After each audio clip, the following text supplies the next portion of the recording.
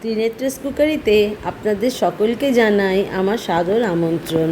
আজ আমি নিয়ে এসেছি আপনাদের জন্যে একটি অতি সুস্বাদু রেসিপি, তেল পটল। তেল পটল বানানোর জন্যে পটলকে এইভাবে কেটে নুন হলুদ মাখিয়ে রেখেছি।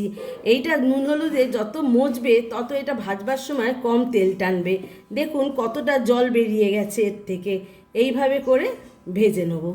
এখানে কড়াতে আমি সর্ষের তেল দিচ্ছি।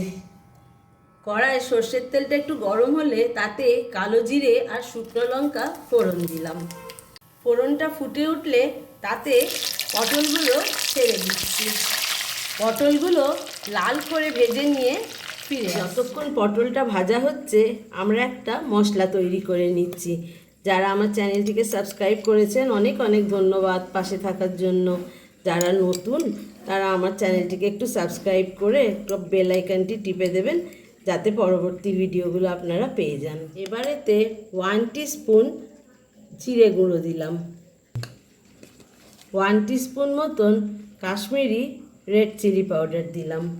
নিরামিষ রান্না তাই একটুখানি চিনি দিলাম, আর স্বাদ মতন নুন দিলাম। এবার ভালো করে দইটা মিক্স করে রেখে দেবো। লাল করে দেখুন ভাজা হয়ে গেছে। এবারে ওই দইয়ের মিক্সটা এর মধ্যে ঢেলে দিচ্ছি। এই রান্নাটায় তেল একটু বেশি লাগে, তেল পটল তো তাই তেলটা একটু বেশি দিলে এটা খেতে ভালো হয়।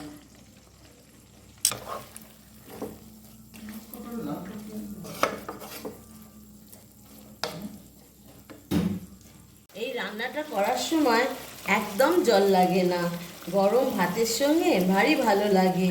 না খেয়ে থাকলে একবার নিশ্চয়ই করে বানিয়ে খাবেন।